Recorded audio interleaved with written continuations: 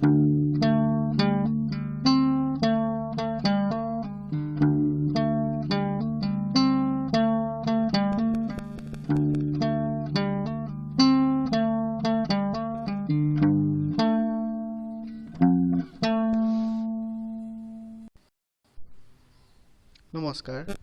আজিৰ ভিডিঅ'ত আমি চাব ওলাইছো ফাৰ্ষ্ট ইয়াৰ এক্সামত বহুত কমনলি অহা এটা প্ৰশ্ন যেটো হল ফিবোনাকি সিৰিজৰ ওপৰত এতিয়া ফিবোনাকি সিৰিজটো আসলতে কি হয় যদি আমি উইকিপিডিয়াত চাওঁ উইকিপিডিয়াত কোৱা হৈছে যে এইটো হল ফিবোনাকি সিৰিজৰ ফৰ্মুলাটো ফিবোনাকি সিৰিজৰ প্ৰথম 0th টাৰ্মটো 0 হয় ফাৰ্ষ্ট টাৰ্মটো 1 হয় তাৰ পিছৰ যিকোনো টাৰ্মৰ কাৰণে হেতু হ'ব আগৰ টাৰ্ম দুটাৰ এডিশনটো এটো হল ফিবোনাকি সিৰিজ গুটেটো এটো এটা আমি সি প্ৰগ্ৰামত কৰিব চেষ্টা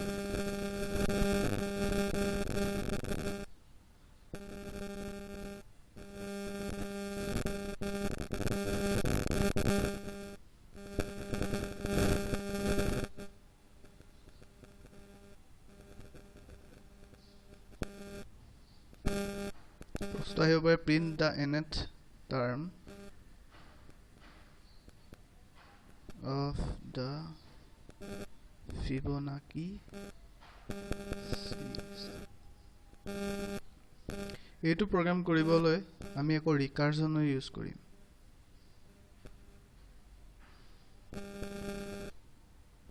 আমি প্ৰথমতে ইনপুট এটা ল'ব লাগিব ইউজাৰৰ পৰা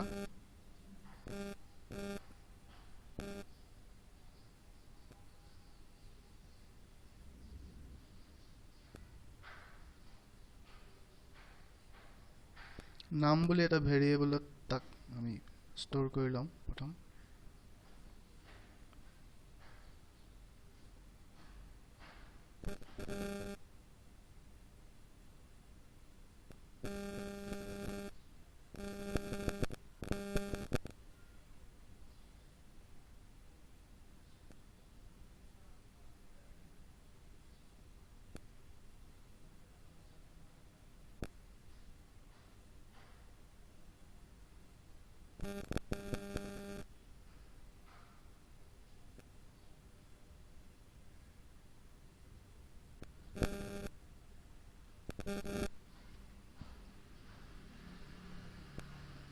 এতিয়া আমি ফিবোনাকি ফাংচনটো লিখিম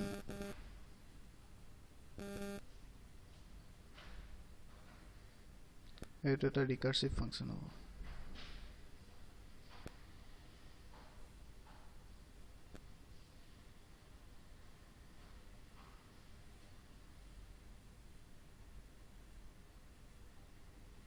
এই লাইনটো এটা আমাৰ দৰকাৰ নাই এই ফাংচনটো এটা ইন্টিজাৰ ভ্যালু ৰিটাৰ্ন কৰিব ফাংচনটোৰ নাম দিম আমি ফিবো ই ইনপুট ল'ব এটা ইন্টিজাৰ যোনটো টাৰ্মটো হ'ব nth টাৰ্মটো এটো আমি a বুলি লম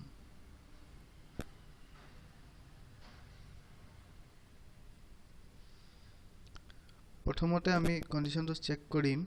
যে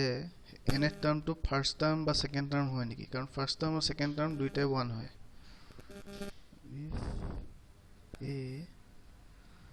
less than equal to 2 যদি ফার্স্ট বা সেকেন্ড টার্ম গিটা হয় তেতিয়া আমি জানো যে ইয়াক ডাইরেক্ট 1 টো ৰিটাৰ্ন কৰিলে হ'ব আৰু যদি নহয় তেতিয়া আমি ৰিটাৰ্ন কৰিম fibo of a minus 1 plus fibo of a minus 2 যদি ধৰি টার্মটো থার্ড টার্ম হয় তেতিয়া কি হ'ব তেতিয়া fibo of 3 equal to fibo of 2 plus fibo of 1 এতিয়া fibo of 1 1 হয় fibo of 2 2 হয় এটো আমি এটো লাইনত পাম তে সেই লাইনটো কাৰণ থাৰ্ড টাৰ্মটো ইয়াৰ পৰা ক্যালকুলেট কৰিব 1 plus 1 equal to 2 এটো ফাংচনটো লিখা পিছত আমি এটা ফাংচনটো কল কৰিব লাগিব ডাইৰেক্টলি এটা প্ৰিন্ট স্টেটমেন্টতে কল কৰিম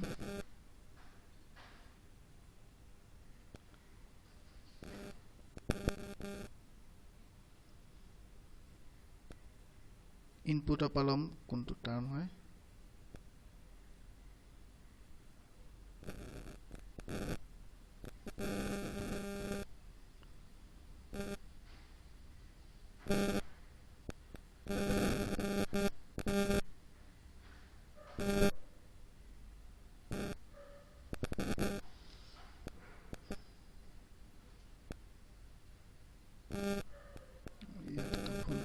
নাম নহব এটো d হ'ব percentage d নাম আৰু fibo of নাম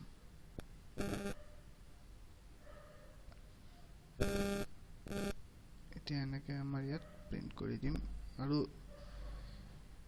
ইয়াত এটা লাইন ব্ৰেক এটা দি দিও এটা দেখিবলৈ ঠিক হ'ব এটো হ'ল আমাৰ প্ৰগ্ৰামটো প্ৰথমতে আমি ইউজাৰৰ ইনপুটটো লম ইনপুটটো লৈ নাম ভেৰিয়েবলত তাক ষ্টৰ কৰিম তাৰপিছত আমি ইয়াত কল কৰি দিম এটো fibo of নাম এই ফাংচনটো কল কৰিছে এটো হ'ল আমাৰ ফিবোনাকি ফাংচনটো আমি ৰান কৰি চাও 7th টাৰ্ম কি হয় চাও 7th টাৰ্ম টু 13 হয় আকৌ যদি ৰান কৰো এবাৰ ধৰিলা 10th টাৰ্ম টু কি হয় যদি চাও 10th টাৰ্ম 55 কিন্তু এতিয়া আমি এটো প্ৰগ্ৰাম জেনেকে লিখিছো ইয়াৰ অলপ প্ৰবলেম আছে আমি যদি খুব ডাঙৰ টাৰ্ম এটা লৈ যাও ধৰিলা 50th টাৰ্ম তেতিয়া ক্যালকুলেট কৰিবলৈ ইমান বেছি টাইম লাগিব যে কম্পিউটাৰৰ মেমৰি ষ্টেকটো ফুল হৈ যাব 50th টাৰ্মটো যে বিচাৰো ইয়াত টেকল কৰিব নোৱাৰে এইটো প্ৰগ্ৰাম লিখি কিনে আমি ফিবোনাকিৰ বহুত ডাঙৰ টাৰ্মটো উলিয়াব নোৱাৰিম এটো আমি কেনেকৈ উলিয়াব পাৰিম আৰু এটো কি কাৰণে এই প্ৰবলেমবোৰ হৈছে এটা আমি ডিসকাস কৰিম আমাৰ নেক্সট ভিডিঅ'ত ধন্যবাদ